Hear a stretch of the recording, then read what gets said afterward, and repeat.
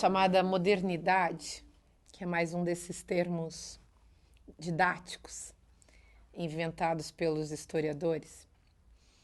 Então, as coisas já mudam um pouco de figura, porque há outras teorias, inclusive a ideia de ciência moderna, que instaura um outro campo epistêmico para a gente pensar a ação humana, as ideias, e, e as mulheres começam também a aparecer de um outro jeito.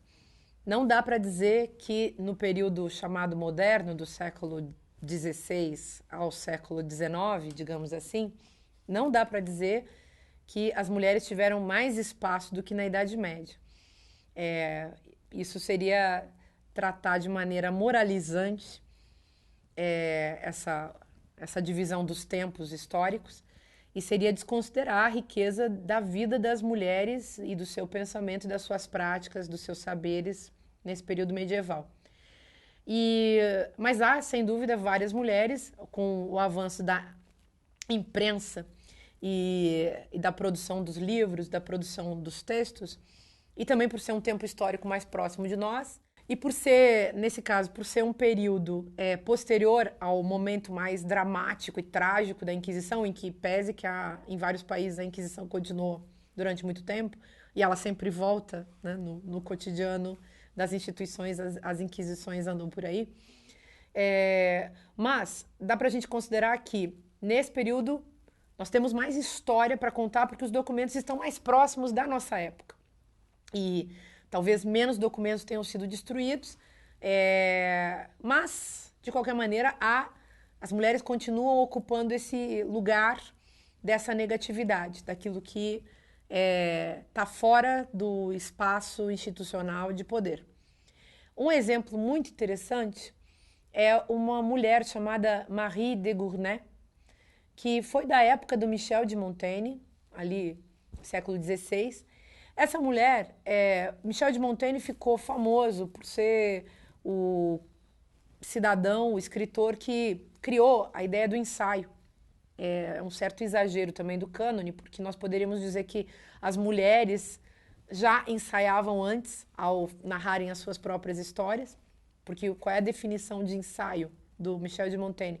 O ensaio é uma tentativa e o ensaio é uma vontade de dizer, ele diz, eu sou a matéria dos meus ensaios, desse texto que se cria a partir da própria experiência, por que não dizer o que eu penso, né? E as mulheres, no passado, citei a Christine de Pizan, já estava fazendo isso.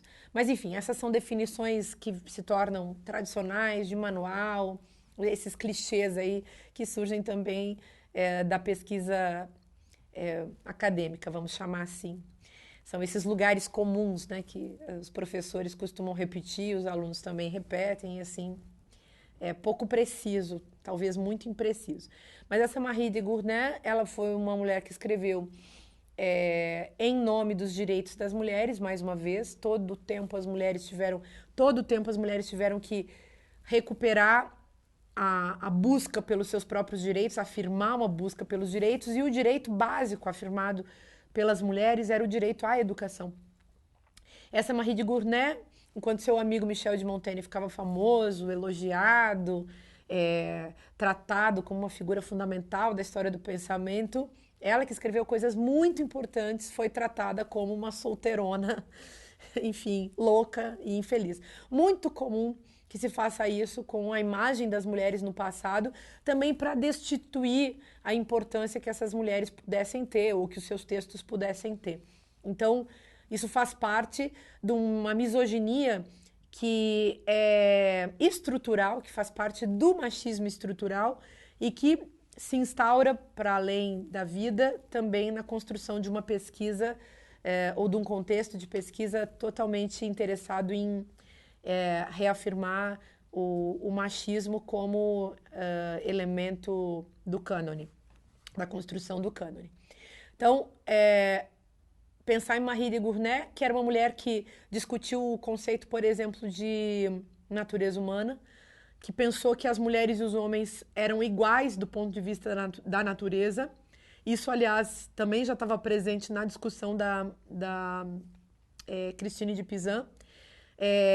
Nesse caso, a colocação dessas mulheres diz respeito sempre a uma reivindicação de que seja reconhecida uma igualdade de natureza em relação aos homens e que seja dado, então, às mulheres um direito de existir como sujeitos dentro da história, a partir também desse reconhecimento do seu lugar em termos de igualdade.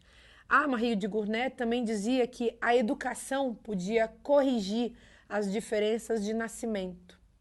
Ou seja, ela não considerava que existisse uma diferença de natureza, mas que na vida concreta, na vida civil, na vida diária, muitas diferenças iam sendo construídas. Então, evidentemente, uma pessoa que tivesse estudado seria diferente de uma pessoa que não tivesse tido acesso aos estudos.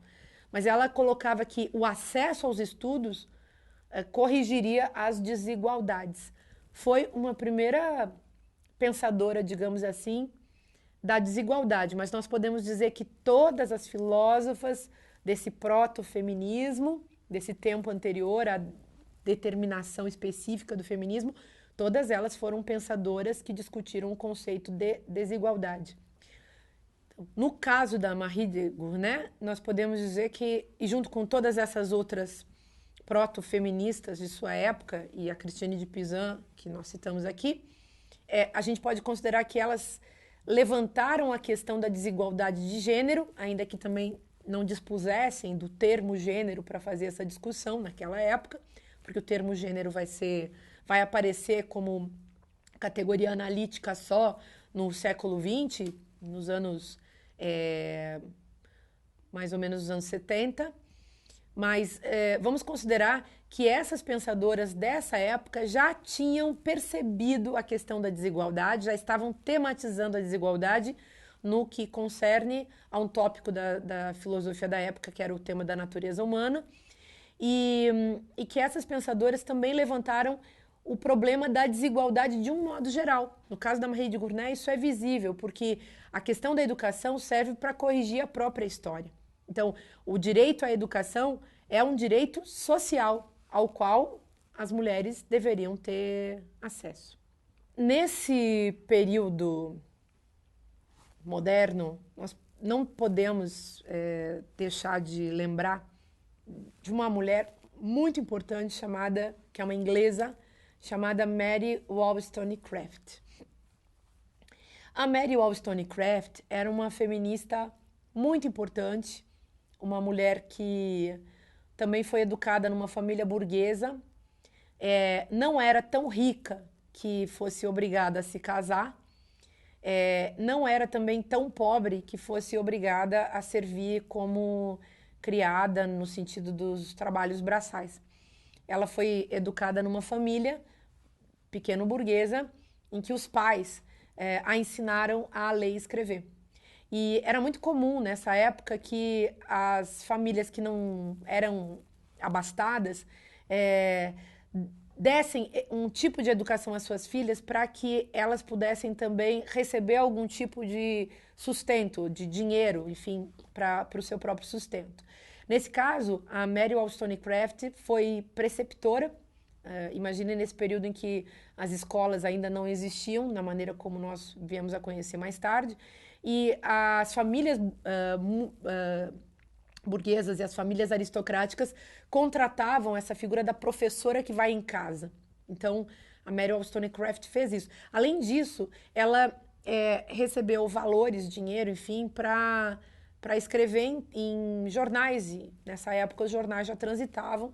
E ela escreveu, então, como foi uma primeira comunicadora, uma pessoa que escrevia para jornal, uma primeira blogueira, digamos assim. E tem um fato muito curioso da vida da Mary Wollstonecraft, que é o fato de ela ser mãe de uma mulher muito famosa e muito importante na história da literatura, que é a Mary Wollstonecraft Shelley, que era sua filha. Ela era mãe dessa menina que escreveu Frankenstein. Só que ela morreu 10 dias depois de Mary Shelley ter nascido. E a Mary Shelley depois até concluiu certos textos deixados pela sua mãe. Mas então Mary Shelley vem também de uma tradição familiar de mulheres que eram envolvidas com os textos. É uma ironia do destino que uma mulher como a Mary Wollstonecraft tenha vindo a morrer enfim, do parto. Uma mulher que foi também uma fervorosa defensora dos direitos das mulheres. Quanto ao seu pensamento, nós podemos ler os textos que ela deixou, os seus escritos políticos, reivindicações sobre o direito das mulheres, que é do final do século XVIII. E nesse texto, a Mary Shelley, que tem um jeito de escrever super irônico, super direto, de um modo geral, as feministas escrevem muito bem, até porque, para que esses textos sejam observados e respeitados, levados a sério, elas têm que ser muito boas de argumentação, de expressão, porque uma mulher que escreve sem ser melhor do que os homens não é vista. Então, a Mary Shelley escreve muito bem, é muito contundente do ponto de vista retórico, e ela escreve para as mulheres. E quando ela escreve para as mulheres, ela não escreve para fazer contato com uma mulher qualquer, ela chama a responsabilidade às mulheres sobre o seu lugar. Então ela fala, eu não estou falando com as mulheres para que elas pensem, continuem se achando uns bibelôs na vida dos homens. Eu estou chamando as mulheres para que elas sejam não figuras que vão disputar poder com os homens, mas para que elas possam se tornar donas das suas próprias vidas. Então, ela representa um momento desses textos feministas em que há uma busca pela, mais uma vez, né, uma afirmação da busca pelos direitos das mulheres, mas uma busca por esses direitos das mulheres que vai depender muito do modo como as mulheres mesmas se afirmam dentro dessa busca. Então ela faz uma reivindicação pelos direitos das mulheres, que é uma reivindicação, inclusive, às mulheres, para que as mulheres deixem de ser figuras que simplesmente ajudam a sustentar ou que fazem acordos com os machistas da sua época. Mais tarde, Simone de Beauvoir, quando escreve O Segundo Sexo, em 1949, vai retomar esse assunto. Esse assunto das mulheres que fazem acordo com os homens, porque é um acordo sempre fácil, o acordo da servidão, o acordo de ser a mulher de um homem, a esposa de um homem, enfim, a filha de um pai, a mãe de um filho, enfim, essa mulher que tem uma função, um papel a cumprir, e um papel a cumprir que não diz respeito à autonomia da sua própria vida, mas diz sempre, concerne sempre a servidão relacionada à sustentação da vida de um homem. Então, é contra essa obediência feminina que a Mary Wollstonecraft vai se rebelar. Nesse período do século XVIII, a misoginia iluminista está em alta. Então, se vocês forem ler Rousseau, contra quem a Mary Wollstonecraft se coloca, ou Edmund Burke, que é um inglês, que influenciou muito o pensamento de Kant. Se vocês forem ler esses pensadores, vocês vão perceber a sua misoginia. O Rousseau é curioso, porque Rousseau era um pensador muito interessante, que influenciou vários outros pensadores, com a sua defesa da Revolução Francesa, com, enfim, o seu pensamento iluminista radical, que dizia da importância da igualdade, da fraternidade, que defendia um ideal de humanidade ultra-civilizada, relacionada a um avanço social, histórico e político. E tem uma coisa importante no Rousseau, que é o Emílio, quer dizer, um personagem importante na obra do Rousseau, que é o Emílio. O Emílio é um personagem filosófico que é construído pelo Rousseau para que a gente compreenda como é possível educar o cidadão ideal. Então, o ideal da cidadania é colocado, é personificado na figura do Emílio. E é curioso, quer dizer, como educar o cidadão ideal? Como educar esse homem para que ele seja um homem livre, emancipado, relacionado à liberdade, à igualdade, um cidadão no melhor sentido. No sentido que nós herdamos hoje, né? Toda a nossa ideia de cidadania vem dessa época. No entanto, ele fala de uma outra personagem que se chama Sophie. E a Sophie é uma garota que é criada não para ser uma cidadã em si mesma e para ela mesma, mas ela é criada para ser a mulher do Emílio. E é como se as mulheres não pudessem ter um lugar na história dessa humanidade universal, senão o lugar de continuar servindo a um homem. E a Mary Wollstonecraft vai perceber isso e vai colocar que a luta das mulheres, a reivindicação básica das mulheres tem que ser a reivindicação por fazer parte de uma humanidade, já que as mulheres são metade da humanidade. E que há algo de precário na sustentação desses filósofos acerca do caráter universal da ética, da política, da sociedade, que eles colocam como sendo fundamental, à medida que eles excluem as mulheres desse jogo. Se vocês forem ler Kant, por exemplo, Kant é um pensador muito interessante, escreveu aquelas famosas 3 críticas, que são muito importantes até hoje: crítica da razão pura, crítica da faculdade de julgar, crítica da razão prática. Mas uma coisa que Kant faz é falar muito mal das mulheres. Do ponto de vista, se a gente vai ler Kant, fazer uma leitura feminista de Kant, não sobra mais Kant nenhum. Porque o que ele diz das mulheres é de um grau de misoginia aterrador. Coisa que a gente não esperava de um cidadão que faz um uso radical da razão como ele pretende. Então, ele faz um uso radical da razão, mas no momento em que ele fala das mulheres, ele fala de uma maneira irracional, uma maneira talvez apaixonada, falar mal de uma maneira apaixonada. É um misógino radical. E Kant é um desses pensadores, como todos os do século XVIII, que vão defender, e ele vai sistematizar e fundamentar uma ideia de humanidade universal e um padrão universal para essa humanidade que estaria sustentado numa ideia de natureza da razão, a natureza racional do ser humano. E o ser humano como sendo, na figura de cada um dos seus indivíduos, né, o indivíduo humano como sendo aquele ser que representa o todo da humanidade na sua própria constituição. A ideia de dignidade humana, por exemplo, é própria de cada corpo, de cada indivíduo que existe, porque ele representa a humanidade na sua própria racionalidade. No fato de que ele é um ser humano porque é um ser racional. No entanto, Kant diz que as mulheres não. E aí fica ou um paradoxo para a gente enfrentar, ou uma precariedade da sua própria teoria, né? E nesse caso, Kant escreve um texto. Ele escreveu muito mal das mulheres em vários textos, mas tem um que vale a pena citar, que é um texto que chama Observações sobre o sentimento do belo e do sublime na diferença entre os sexos. E nesse texto, Kant fala do caráter nobre dos homens, de um caráter que é ético e estético ao mesmo tempo. Ele vai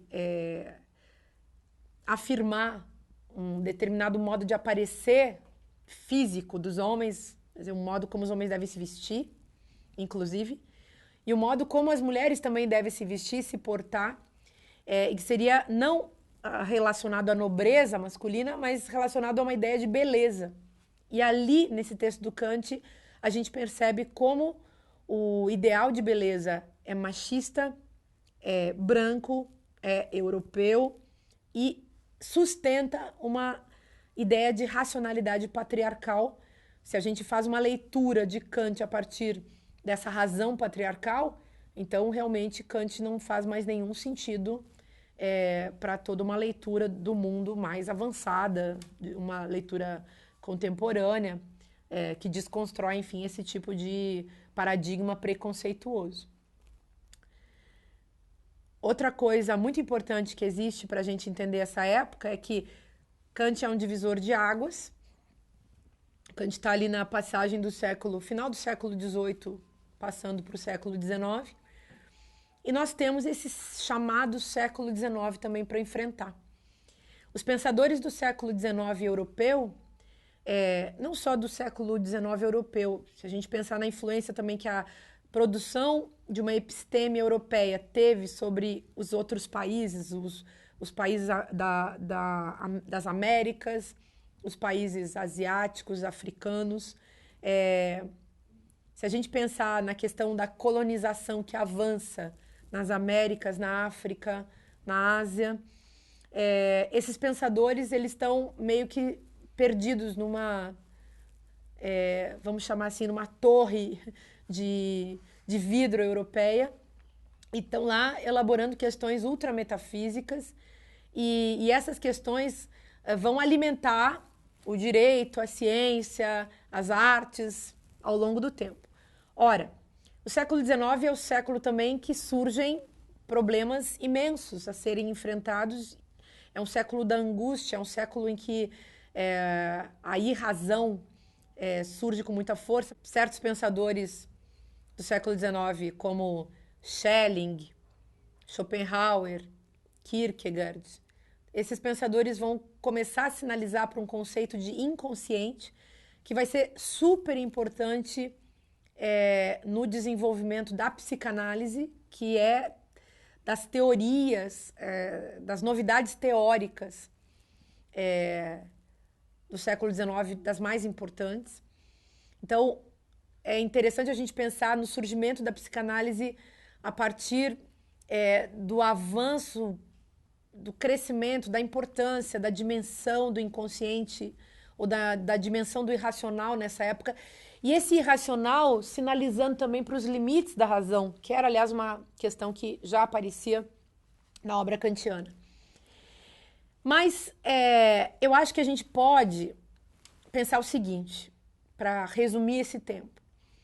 A psicanálise traz não só o machismo no seu bojo, mas também um questionamento sobre o lugar das mulheres, porque é a psicanálise que vai ficar atenta para o tema da fala das mulheres.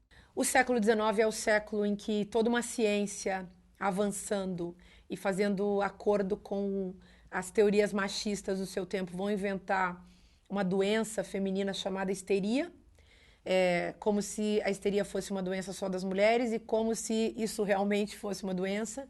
É curioso que Freud, em que pese os aspectos machistas do seu pensamento, foi um pensador e um médico, afinal de contas, atento ao lugar das mulheres e à discursividade das mulheres que se produzia no contexto desse adoecimento, entre aspas, e é dessa relação com as mulheres histéricas ou as mulheres histerizadas pela cultura e pela medicina dessa época que Freud vai desenvolver a sua metodologia psicanalítica.